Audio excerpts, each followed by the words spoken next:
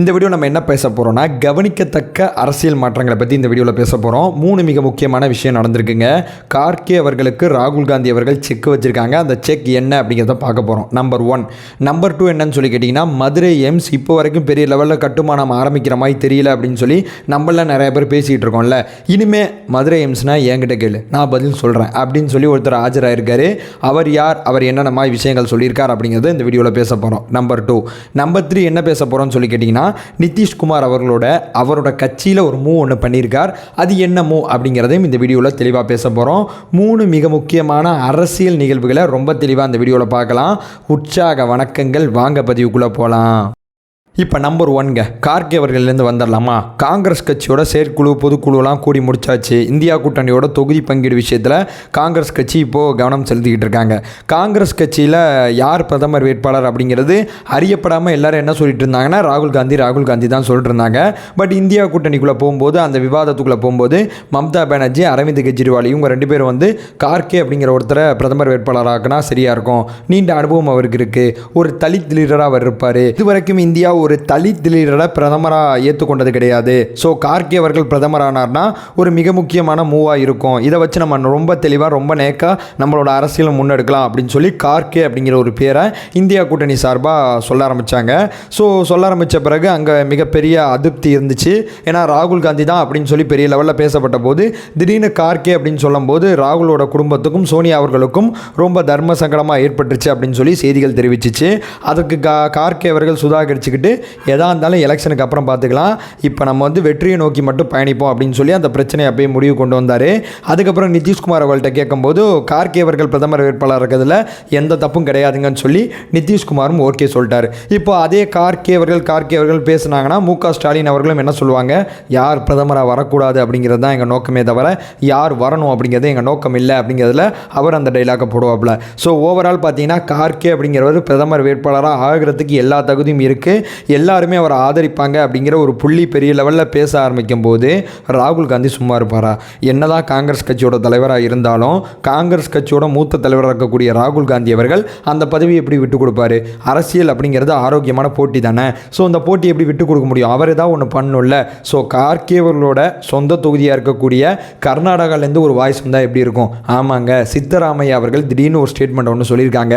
சித்தராமையா அவர்கள் என்ன சொல்லியிருக்காங்கன்னா, இல்லைங்க, இந்தியா கூட்டணியோட பிரதமர் வேட்பாளர் என்றைக்குமே ராகுல் காந்தி தான், ராகுல் காந்தியால் மட்டும்தான் இந்த நீதியை கொடுக்க முடியும், ராகுல் காந்தி தான் சரியான தலைவர் அப்படின்னு சொல்லி சித்தராமையா அவர்கள் ஒரு வாய்ஸ் கொடுத்துருக்காங்க.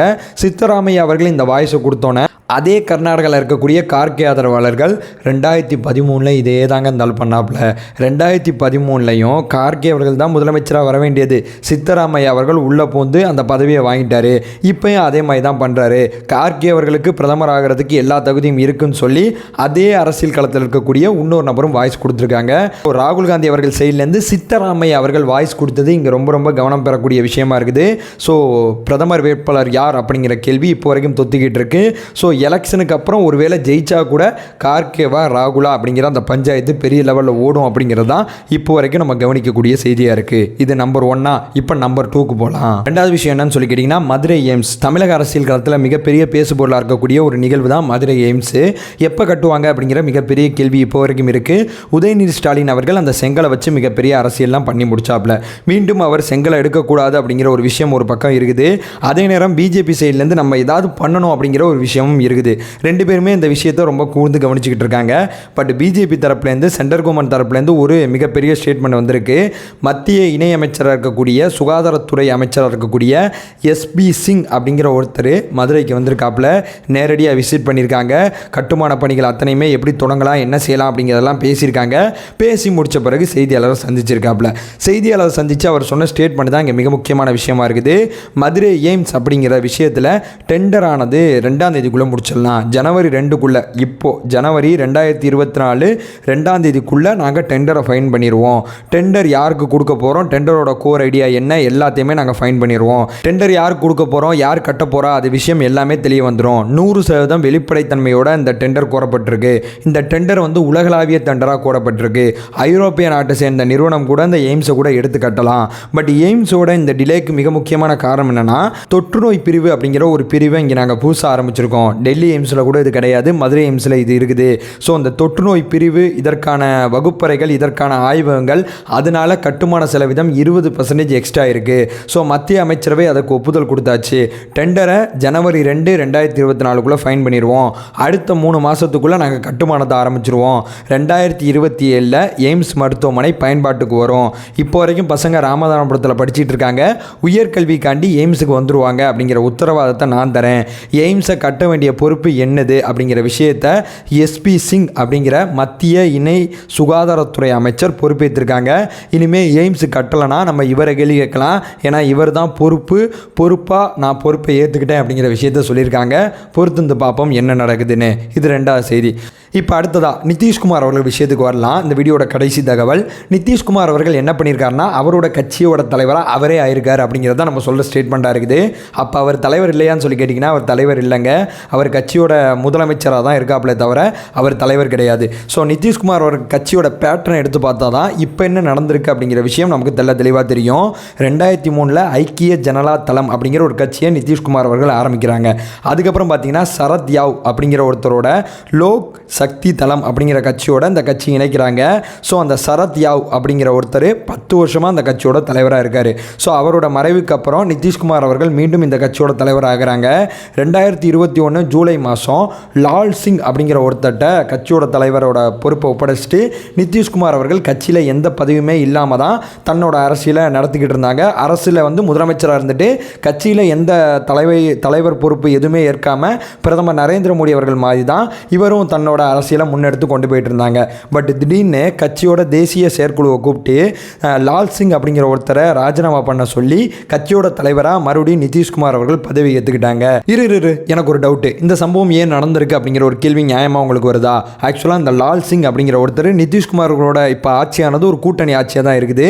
அங்கே இருக்கக்கூடிய லாலு அவர்களோட கட்சியோட தான் நிதிஷ்குமார் அவர்கள் கூட்டணி சேர்ந்து இப்போ ஆட்சியோட முதலமைச்சர் கட்டில் இருக்காங்க. ஆனால் லாலு அவர்களுக்கு தான் அதிகமாக எம்எல்ஏ இருக்காங்க, நிதிஷ் அவர்களுக்கு எம்எல்ஏ ரொம்ப கம்மியாக தான் இருக்காங்க.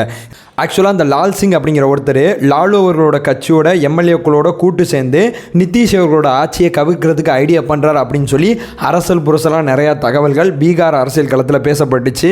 ஸோ இங்கே லாலு அவர்களோட பையனை முதலமைச்சர் ஆக்கிறதுக்கான முயற்சியில் லால் சிங் அவர்கள் ஈடுபட்டிருக்காங்க அப்படிங்கிறது தான் பெரிய லெவலில் பேசப்பட்டுச்சு. அதற்கேற்றபடியே நிதிஷ்குமார் அவர்கள் கட்சியோட செயற்குழுவை கூட்டி தலைவர் பதவியை ராஜினாமா பண்ண சொல்லி உடனடியாக இவர் தலைவராக பதவி ஏற்றுக்கிட்டாரு. இது எல்லாத்தையும் ஒன்று போட்டு ஸோ நிதிஷ்குமார் அவர்களுக்கு எதிராக தான் லால் சிங் அவர்கள் சதி பண்ணார் அப்படிங்கிற விஷயம் பெரிய லெவலில் பீகார் அரசியல் களத்தில் பேசப்பட்டுச்சு. ஸோ அதுக்கெல்லாம் முற்றுப்புள்ளி வைக்கிற லெவலில் ஸோ லால் சிங் அவர்கள் இப்போ வாயை திறந்துருக்காங்க.